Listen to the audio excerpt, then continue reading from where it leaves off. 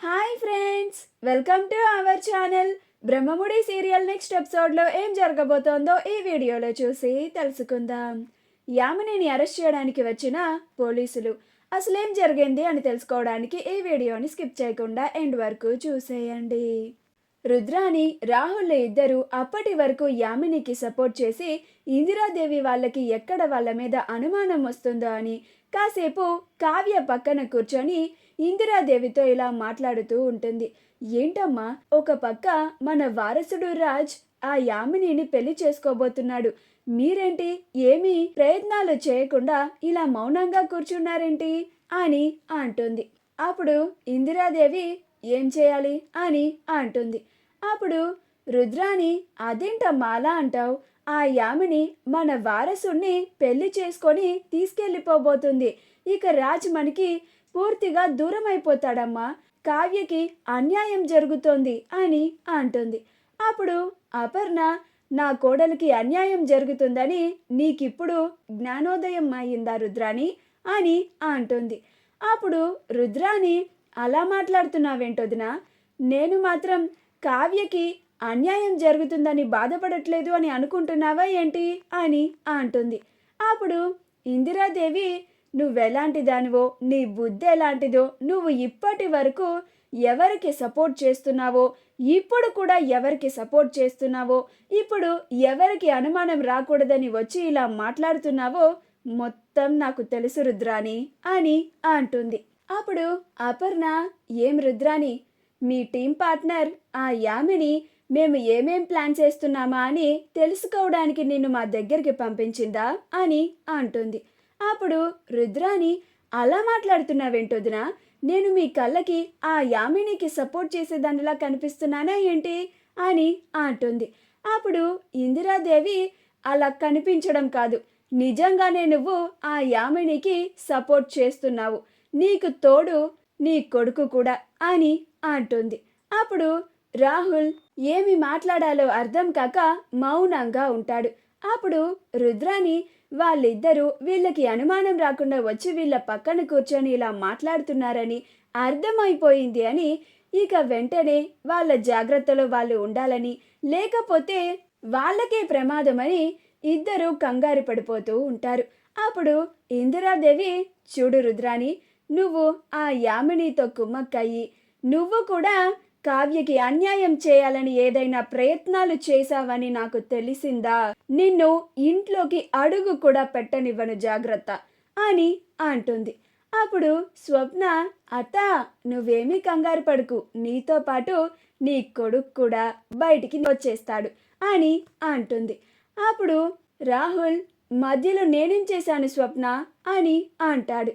అప్పుడు స్వప్న, నువ్వు ఏం చేశావో ఏమి చెయ్యలేదో అందరికీ అన్నీ తెలుసులే రాహుల్, మీరిద్దరూ ఇలాగా మంచి వాళ్ళలాగా మా పక్కకి వచ్చి కాసేపు కొన్ని మంచి మాటలు మాట్లాడితే విని నమ్మేయడానికి మేమంతా మీకు పిచ్చోళ్ళలా కనిపిస్తున్నామా అని అంటూ ఉంటుంది. పంతులు గారు పెళ్లిని జరిపిస్తూ ఉంటారు.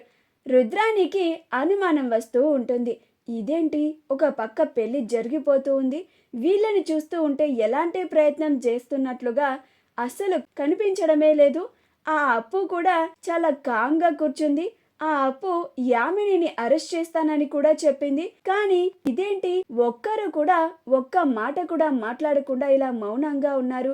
వీళ్ళు నిజంగా ఈ పెళ్లిని ఆపుతారా లేక పెళ్లిని జరగనిస్తారా అని అనుకుంటూ ఉంటుంది. అలా రాజ్ యామినిలు ఇద్దరు ఒకరి తల మీద ఒకరు జీలకర్ర బెల్లం కూడా పెట్టేసుకుంటారు. అప్పుడు రుద్రాని, ఇదేంటి, వీళ్ళంతా ఎందుకని ఇంత కామ్గా ఉన్నారు, రాజ్కి యామినికి పెళ్ళైపోతుంది కదా, అసలు వాళ్ళిద్దరికీ పెళ్ళవడం వీళ్ళెవరికి ఇష్టం లేదు కదా అని ఆలోచిస్తూ ఉంటుంది. అలా పంతులు గారు రాజ్కి తాళి కట్టమని తాళిబొట్టును కూడా ఇస్తారు. అప్పుడు రాజ్ లెగిసి నుంచొని కళావతిని చూసి బాధపడి ఆ యామిని మెడలో తాళి కట్టబోతూ ఉంటే అప్పుడు రుద్రానియే ఆపండి అని అరుస్తుంది. అప్పుడు యామిని రుద్రానియే ఆపండి అని అరిచింది అని ఆశ్చర్యపోతుంది. ఇదేంటి, ఈ రుద్రాని నాకు సపోర్ట్ చేస్తానంది కదా, అలాంటిది ఈ రుద్రాణియే మా బావ నాకు తాళి కట్టబోతూ ఉంటే ఆపండి అని అరిచిందేంటి అని రుద్రాణి వైపు చూసి ఎందుకు ఆపమన్నారు అని అంటుంది. అప్పుడు రుద్రాణి ఎందుకంటే ఒకసారి అటు చూడండి అని అంటుంది. అప్పుడు అందరూ అటు పక్కకి చూస్తే పోలీసులు రఘుని తీసుకొని వస్తూ ఉంటారు. అప్పుడు యామిని, రాజ్ ఇద్దరు ఆశ్చర్యపోతారు. యామిని వాళ్ళ అమ్మా నాన్నలు కూడా ఆశ్చర్యపోతూ ఉంటారు. దుగ్గిరాల ఫ్యామిలీ ఇప్పుడు ఆ యామినికి పెళ్ళెలా జరుగుతుందో మేము చూస్తాము అని చాలా సంతోషంగా ఫీల్ అవుతూ ఉంటారు. ఆ యామిని పాపాలన్నీ పండి ఇప్పుడు జైలుకి వెళ్ళబోతుంది అని చాలా సంతోషంగా చూస్తూ ఉంటారు. అలా కానిస్టేబుల్స్ అక్కడికి వచ్చి ఈ పెళ్లి జరగడానికి వీల్లేదు అని అంటారు. అప్పుడు యామిని ఎందుకు వీల్లేదు అని అంటుంది. అప్పుడు ఆ కానిస్టేబుల్ ఎందుకంటే మేము మిమ్మల్ని అరెస్ట్ చేస్తున్నాం కాబట్టి అని అంటారు. అప్పుడు యామిని నేనేం తప్పు చేశానని మీరు నన్ను అరెస్ట్ చేయడానికి వచ్చారు అని అంటుంది. అప్పుడు ఆ కానిస్టేబుల్స్ ఎందుకంటే మీరు ఈ రఘుకి సుపారీ ఇచ్చారు కాబట్టి అని రఘుని అందరి ముందు నిలబెడతారు. మీరు కళావతిని చంపడానికి ఈ రఘుకి ₹1,00,00,000 సుపారీ ఇచ్చారు. మా దగ్గర సాక్ష్యాధారాలతో సహా ఉన్నాయి. మీరు వెంటనే మాకు లొంగిపోకపోతే ఆ తర్వాత పరిస్థితులు చాలా తీవ్రంగా ఉంటాయి అని అంటారు. ఆ మాట వినగానే రాజ్, యామిని వాళ్ళ అమ్మ నాన్నలు అక్కడ ఉన్న వాళ్ళంతా ఆశ్చర్యపోతారు. అప్పుడు యామిని అయిపోయింది, అంతా అయిపోయింది. వీళ్ళు ఈ రఘుని తీసుకొచ్చి మరీ నన్ను అరెస్ట్ చేయడానికి అందరి ముందు నేను ఆ కళావతిని చంపడానికి సుపారీ ఇచ్చాను అని చెప్పేశారు. ఇక బావ కూడా నమ్మేస్తాడేమో అని కంగారు పడిపోతూ ఉంటుంది. రాజ్ ఆ మాట విని ఆశ్చర్యపోతాడు.